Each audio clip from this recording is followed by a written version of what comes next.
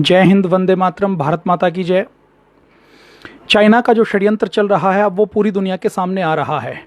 WHO के महानिदेशक mister Tedros, जो इथोपिया के एक्स हेल्थ मिनिस्टर रहे हैं, उन्होंने क्या क्या पाप किए हैं वो सब भी सामने आ रहे हैं। आइए जानते हैं कोरोना के ऊपर जो कुछ नया चल रहा है। और हमारे पड़ोस में ये कोरोना जहाँ से फैला वो हमारा पड़ोसी है, और ऐसा पड़ोसी है जो हमसे स्पेशल प्रेम करता है, विशेष प्रेम करता है, जिसके हम यूँ कहें कि जानी दुश्मन जो एक शब्द कहा जाता है, जाति दुश्मन कहा जा सकता है, जन्मजात दुश्मन कहा जा सकता है, वो चाइना हमारा है, भारत का है, भारतीयों का है। चाइना ने पहले भी, हम पूरे इतिहास की बात करें तो भारत के साथ हमेशा गद्दारी की है, धोखेबाजी की है। और इस बार जो चाइना ने गद्दारी और धोखेबाजी की है वो केवल भारत के साथ नहीं की, पूरी दुनिया के साथ की है। आज पूरी दुनिया के अंदर त्राहिमाम है। आज पूरी दुनिया के अंदर लोग घरों में कैद होने के लिए मजबूर हैं। पूरी दुनिया में आज त्राही त्राही मची हुई है। पूरी दुनिया में दुनिया के 204 देशों तक ये वायरस पहुंच चुका है।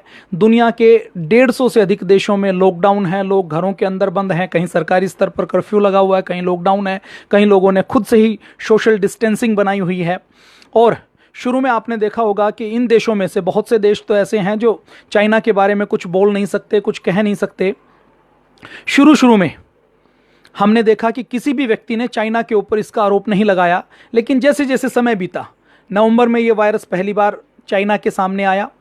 चाइना की रिपोर्ट्स में अब ये लीक भी हो चुका है, अब ये उन्होंने स्वीकार भी किया है कि नवंबर में हमारे पास एक दो केस आने शुरू हो गए थे, लेकिन हमने क्यों नहीं बताया। तो चाइना तर्क देता है कि हम अगर बता देते तो पूरी दुनिया की ग्लोबल फैक्ट्री हम हैं, 25% सामान पूरी दुनिया का हम बनाते हैं। पूरी दुनिया में हम जिस मोबाइल से वीडियो बनाते हैं, जिस मोबाइल से बात करते हैं, हर 10 व्यक्तियों के हाथ में जो मोबाइल है तो 7 व्यक्तियों के हाथ का मोबाइल चाइना बना रहा है। और जो बाकी 3 व्यक्ति बचे हैं उनके भी मोबाइल में जो सामान बना है वो असेंबल चाहे कहीं पर भी हुआ है, लेकिन उसका कोई ना कोई सामान चाइना जरूर बना रहा है। हम अगर बात करें तो दुनिया में जितने सोलर पैनल हैं उस सोलर पैनल में 74% सोलर पैनल चाइना बनाने का काम कर रहा है। हम अगर बात करें जूतों की, भारत में मोची जूते बनाते थे मल्टीनेशनल कंपनी, फिर बाटा आई। आज बाटा जैसी कंपनियां, दुनिया की सारी कंपनियों के 60% जूते, मतलब हर दुनिया में हर 10 व्यक्ति जो जूते पहनते हैं उसमें से 6 लोगों के जूते बनाने का काम चीन कर रहा है। पूरी दुनिया में जितना स्टील का प्रोडक्शन होता है, आप ये जो सरिया लगाते हैं ना अपने घर में, जब लेंटर लगाते हैं, आपके घर में जो सामान आता है, आपके यहाँ जो रेलिंग बनी, जो गेट बना, ऑटोमोबाइल की जो चेसिस बनी, उसके बाद जो उसकी छत बनी, उसकी खिड़कियाँ बनी, अंदर जो छोटे छोटे पुर्जे बने, ये सब स्टील के बनते हैं। वो स्टील की वैरायटी अलग अलग होती है। अलॉय स्टील होता है, टूल गियर का स्टील अलग होता है, इंजन की कास्टिंग का स्टील अलग होता है, भवन निर्माण के लिए स्टील अलग होता है। तो ये सारी स्टील बनाने का 50% केवल चीन कर रहा है। आपको जानकर आश्चर्य होगा, दुनिया की इलेक्ट्रिसिटी प्रोडक्शन का भी 40 से 50%, चाहे वो हाइड्रोलिकली एनर्जी उत्पन्न करने की बात हो, चाहे हम बात करें कि चाइना की जो सोलर इलेक्ट्रिसिटी की बात हो, तो वो चाइना कर रहा है। और मैं आपको एक इंटरेस्टिंग बात बताऊं, आपको आश्चर्य होगा, हो सकता है शायद आपको यकीन ना हो। अमेरिका ने 70-80 सालों में जितनी सीमेंट लगाई, मतलब अमेरिका में 1920 से लेकर 2000 तक जो सीमेंट लगी, उतनी सीमेंट चाइना ने 2010 से लेकर 2015 के बीच 5 सालों में लगाई है। चाइना में जो चाइना और जापान के बीच में, ताइवान के बीच में जो उनके सागर का हिस्सा है, जैसे आप भारत को देखते हैं, भारत माता हमें दिखाई देती है जिसमें पैरों की तरफ श्रीलंका है, उसकी और हम चले जाएं तो चाइना आता है ऊपर, और ऊपर मलक्का की खाड़ी से होते हुए जापान है, और जापान के साथ ताइवान है। वहाँ पर जो सागर है उसको चाइनीज सागर उसने कहना शुरू कर दिया, और इंटरनेशनल कोर्ट ऑफ जस्टिस ने भी उसके पक्ष में फैसला दिया है। एक तरीके से दादागिरी कर रहा है, और दादागिरी की हिम्मत देखिए। आज चाइना की फैक्ट्रियां चल रही हैं, पूरी दुनिया में लॉकडाउन है, लोग मर रहे हैं, और चाइना ने अभी कल रात को हिंद महासागर में अपने युद्ध पोत भेजते हुए वहां पर मिसाइल छोड़ी हैं। जापान को और ताइवान को डर है कि कोरोना के इस काल में हम कोरोना से लड़ रहे हैं, पूरी दुनिया कोरोना से लड़ रही है, चाइना कहीं हमारे ऊपर कब्जा करने के लिए आक्रमण ना कर दिए। जापान के वो द्वीप जो जापान के हिस्से में हैं, सदियों से जापान के हैं, उनके बारे में आज चाइना कहता है कि इनके ऊपर तो हमारा कब्जा है। ताइवान को वो तो अपना कुछ मानता ही नहीं, ताइवान को कहता है कि ताइवान तो हमारा है। देखिए, जो 1949 में जो चाइना में, जिसको क्रांति कहा जाता है, कम्युनिस्ट क्रांति कहते हैं, वहां पर एक राष्ट्रवादी पार्टी होती थी, एक कम्युनिस्ट पार्टी होती थी माओ के नेतृत्व में। तो जो राष्ट्रवादी पार्टी है उसके जो लीडर होते थे डॉक्टर सनायत सेन, वो पूरी तरह से डेमोक्रेसी को मानने वाले थे। उनका सपना रहता था कि देश के अंदर, चाइना के अंदर डेमोक्रेसी आए। और सनायत सेन ने और लोगों ने संघर्ष करके चीन में जो राजशाही थी उसका अंत 1910 के दशक में किया था। उनके बाद सपना था कि हम देश में एक डेमोक्रेसी की सरकार लाएंगे। 1949 तक सेकेंड वर्ल्ड वार से पहले डॉक्टर सनायत सेन और उनके शिष्यों के नेतृत्व में, उसके बाद जो उनकी अगली पीढ़ी आई उनके नेतृत्व में, उन्होंने कम्युनिस्टों को धकेल दिया था, एक तरीके से पूरे शहरों में खत्म कर दिया था। वो सारे कम्युनिस्ट मार्च करते हुए गांवों में चले गए, गांवों में उन्होंने अपना सब कुछ स्थापित कर लिया। उसके बाद गांवों से भी उनको खदेड़ने के लिए वहां के जो राष्ट्रवादी लोग हैं उनकी सरकार चली। देखिए, कम्युनिस्ट आस्तिक नहीं होते, धर्म को नहीं मानते और डेमोक्रेसी को भी नहीं मानते, क्योंकि कम्युनिज्म के खून में डेमोक्रेसी नाम की कोई चीज नहीं है। ये समानता की बात तो करते हैं, लेकिन ये जो समानता है ये लोगों की लाशों के ऊपर खड़ी होती है। इनकी समानता के जो महल खड़े होते हैं वो लोगों की खोपड़ियों की मीनार बनाकर खड़े होते हैं। तो सेकेंड वर्ल्ड वार हुआ तो सेकेंड वर्ल्ड वार में जापान ने चाइना के ऊपर आक्रमण कर दिया। जापानियों से लड़ने के लिए मजबूरी में वहाँ की जो राष्ट्रवादी सरकार थी उस समय उन्होंने कहा कि चलो अब ये कम्युनिस्ट से हम हाथ मिला लेते हैं। कम्युनिस्ट और वो दोनों लड़े तो पड़ोस का एक देश था रशिया, रूस ने वो जो वहाँ की राष्ट्रवादी लोग थे, राष्ट्रवादी सरकार थी, उनका साथ नहीं दिया, कम्युनिस्ट लोगों का साथ दिया, क्योंकि रूस भी कम्युनिस्ट विचारधारा का था।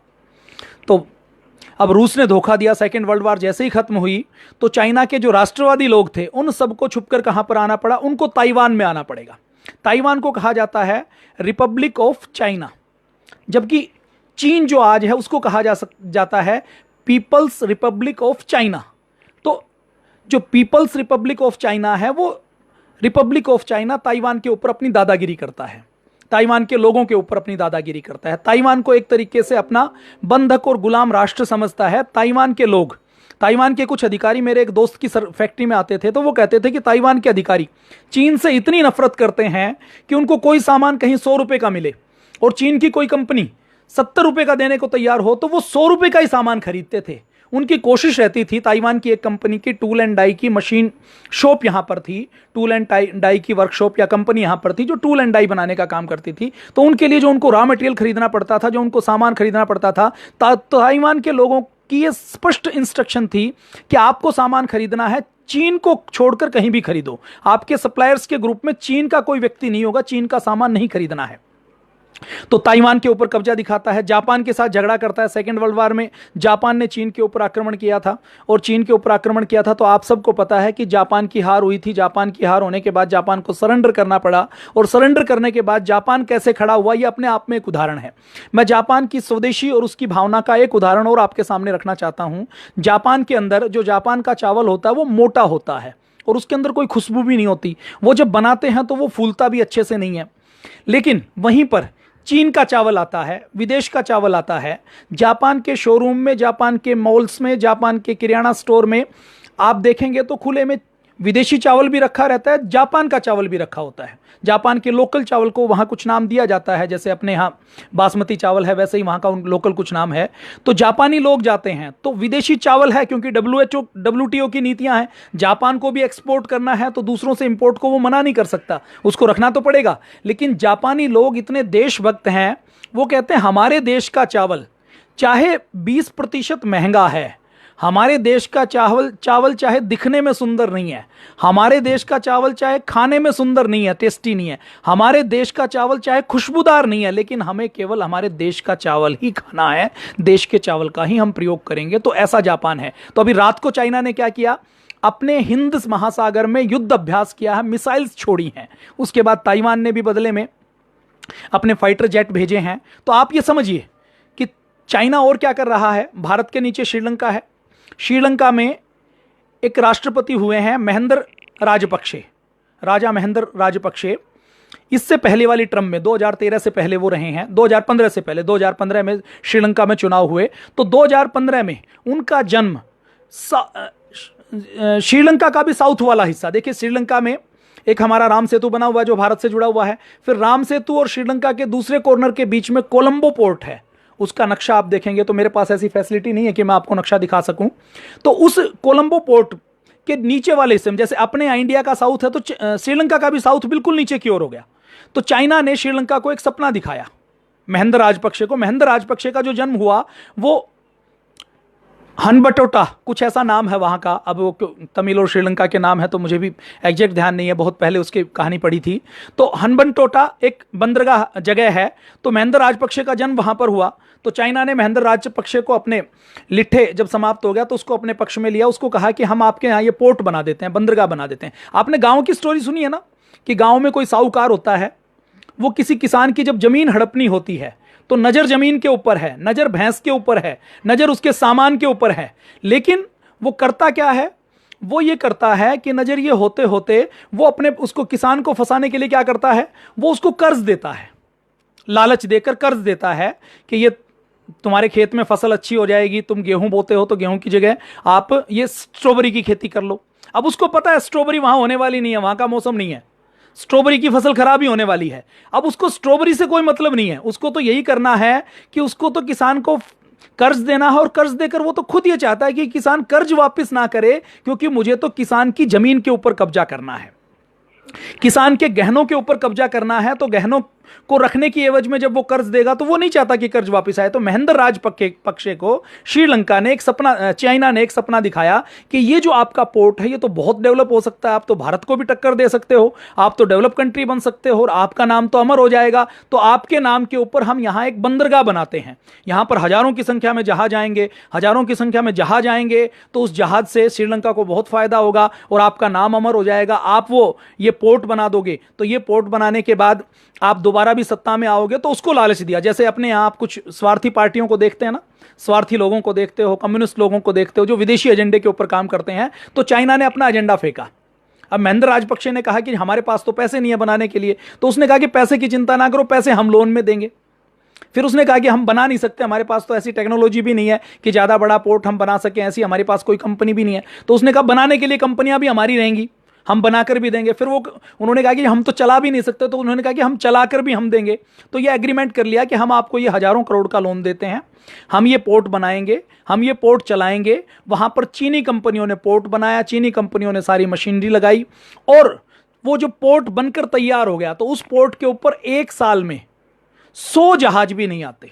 अब 100 जहाज भी नहीं आते तो चाइना ने जो लोन दिया है उस लोन का इंटरेस्ट भी नहीं मिल सकता, उसका जो बेस मनी है वो भी नहीं मिल सकती, बेसिक मनी। तो अब चाइना ने षड्यंत्र फेंका, तो श्रीलंका घुटनों पे आ गया।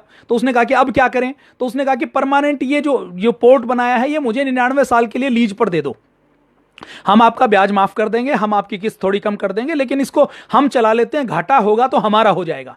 अब चीन ने ये क्यों किया, क्योंकि चीन को अभी देखिए 1971 के युद्ध में हमें जाना पड़ेगा।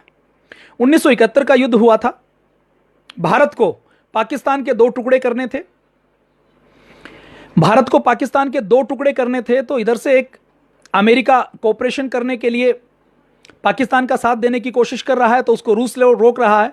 इसके बाद चीन ने पाकिस्तान का साथ देने की कोशिश की।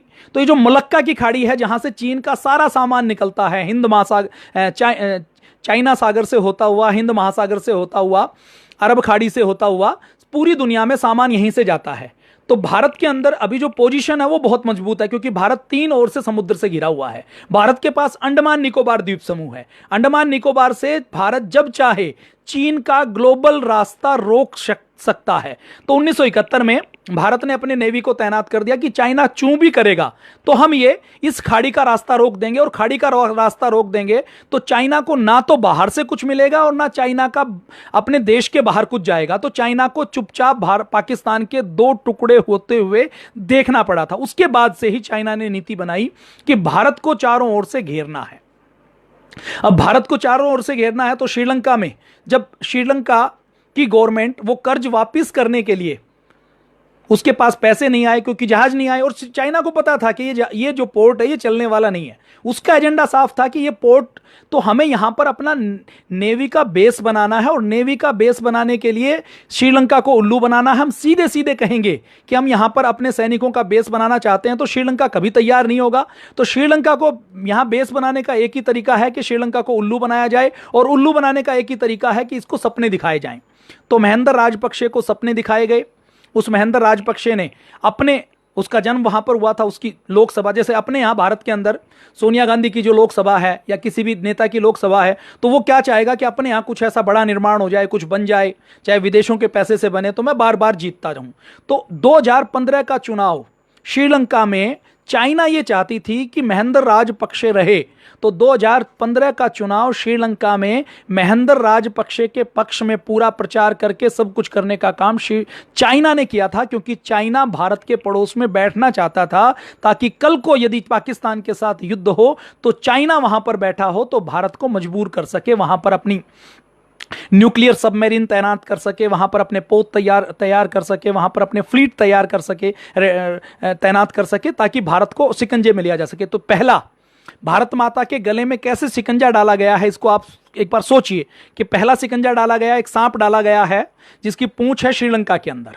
अब श्रीलंका के अंदर हम्बनटोटा जो पोर्ट है, वो श्रीलंका की गवर्नमेंट ने जब वो पैसे नहीं चुका सकती तो वो दे दिया चाइना को।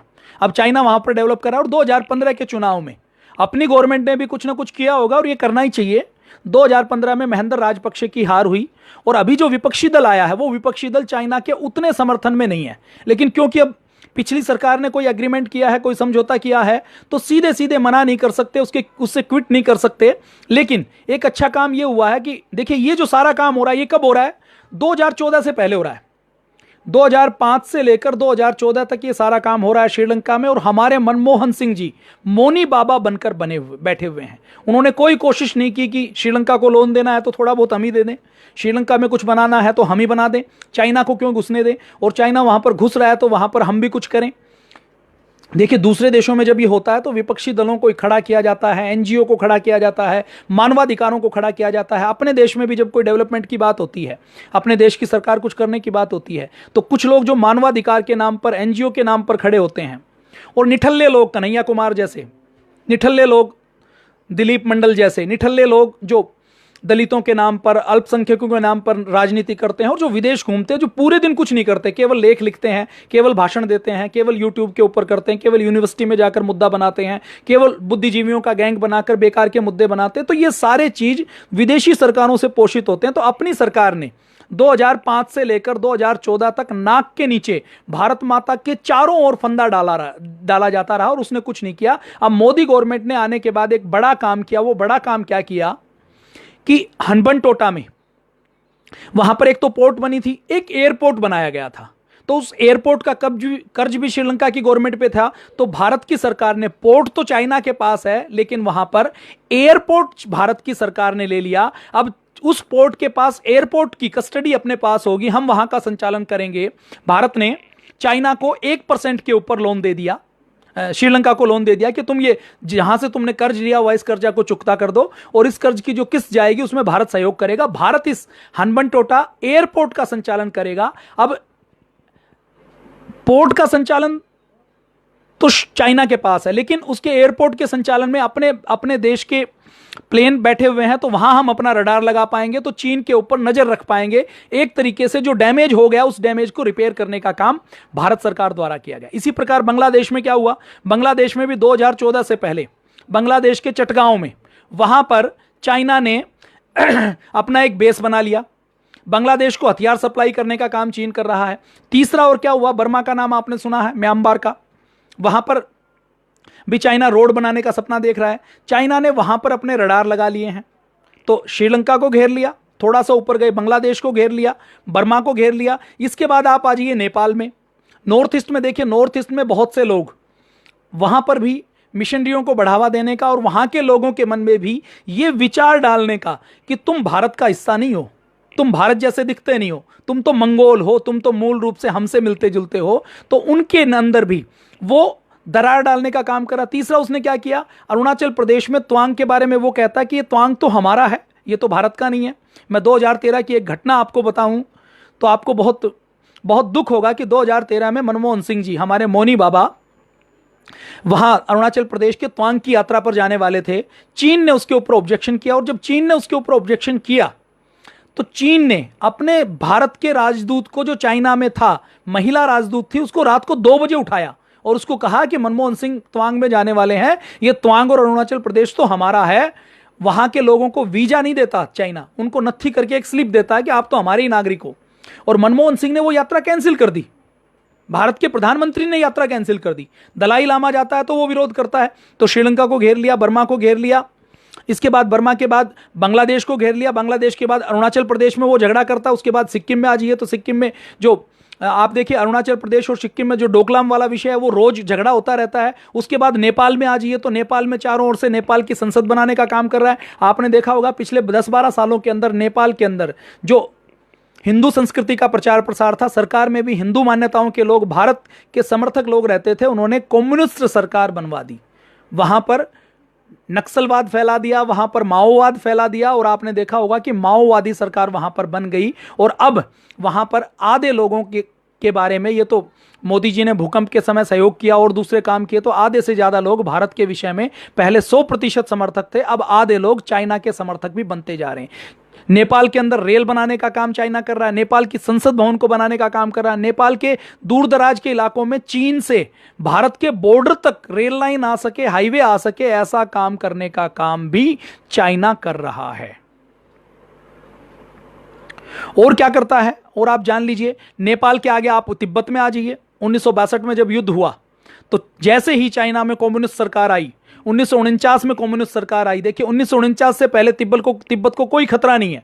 1949 की सरकार आते ही 1950 में अरुणाचल के रास्ते दलाई लामा को घोड़ों के ऊपर, खच्चरों के ऊपर बैठकर अपना जरूरी सामान लेकर भागना पड़ा, और भागकर वो भारत में आए। भारत में धर्मशाला में उनको भारत सरकार ने शरण दी हुई है। तिब्बत के अंदर 32,000 वर्ग मील का क्षेत्रफल, स्विट्जरलैंड के बराबर का क्षेत्रफल चाइना ने दबा रखा है। तिब्बत के अंदर वो रोड बना रहा है। मैं 2009 की आपको बात बताऊं, 2009 में जब हम कैलाश मानसरोवर के दर्शन करने के लिए गए तो हमने देखा 2009 में जब हमारा यमुना एक्सप्रेस वे नहीं बना था दिल्ली से लेकर आगरा तक का, उस समय वहां यमुना एक्सप्रेस वे जैसे हाईवे उसने तिब्बत में बना रखे थे, मानसरोवर झील के आसपास। अब हमारा दिमाग चकरा रहा था कि ये जो यहां पर हाईवे बन रहे हैं, रेल लाइन बन रही है, ये बन किस लिए रही है, यहां पर कौन चाइनीज आएगा, किस चाइनीज की आस्था है कैलाश मानसरोवर में। तो कैलाश मानसरोवर के दर्शन के लिए वो रोड नहीं बना रहे थे, वो तो भारत तक पहुंच करने के लिए योग बना रहे थे। अब आगे और आ जाइए तो आगे पाकिस्तान में आ जाइए तो पाकिस्तान के अंदर ग्वादर पोर्ट, पूरे पाकिस्तान को क्रॉस करके ग्वादर पोर्ट बनाने का काम चाइना कर रहा है। पाकिस्तान के अंदर पीओके के अंदर पूरा corridor, China Pakistan economical corridor CPEC बनाने का काम चाइना कर रहा है। 5 लाख लोगों को चाइना ने पाकिस्तान के अंदर ग्वादर एयरपोर्ट के पास उन्होंने बसा दिया है। ये भारत के लिए चारों ओर, आप देखिए चारों ओर से घेर लिया, नहीं घेर लिया। और इसके बाद ये जो दक्षिण अफ्रीका लगता है, तो दक्षिण अफ्रीका के साथ साथ 1-2 ऐसे द्वीप हैं, वहां पर भी चाइना ने अपना बेस बनाया हुआ। मतलब भारत को चारों ओर से सिकंजे में है कि कभी युद्ध की स्थिति आए तो चाइना विनिंग पोजीशन में हो। अभी मोदी जी ने इसके लिए कुछ इलाज किया है, सारे देशों से जगह जगह ब्रह्मोस तैनात करवाई है। जो ताइवान और जापान है ना, तो ताइवान जापान के बीच में मोदी जी ने कुछ जगह ब्रह्मोस मिसाइल भी तैनात करवाई गई है, ताकि चाइना के जो दुश्मन हैं उनके साथ हम बातचीत करके उनको अपने फेवर में रख सकें। तो चीन ये सब कर रहा है। तो रात को चीन ने मिसाइल्स के साथ युद्धाभ्यास किया है। जिस देश के लोगों को कोरोना नाम का वायरस हुआ हो, महामारी से जो उठा हो, जो व्यक्ति बीमारी से उठा हो, क्या वो कहीं कुश्ती लड़ने के लिए जा सकता है? तो चाइना ऐसी कुश्ती करने का काम कर रहा है।